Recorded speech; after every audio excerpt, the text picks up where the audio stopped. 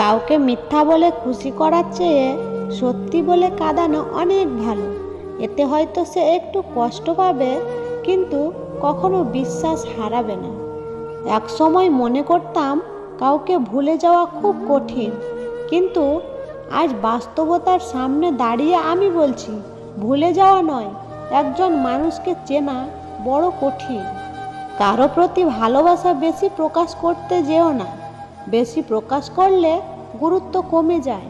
তখন সে ইচ্ছে করে কারণে অকারণে আপনাকে ইগনোর করবে, কষ্ট দিবে, কারণ সে জানে আপনি তার প্রতি খুব বাজেভাবে আসক্ত।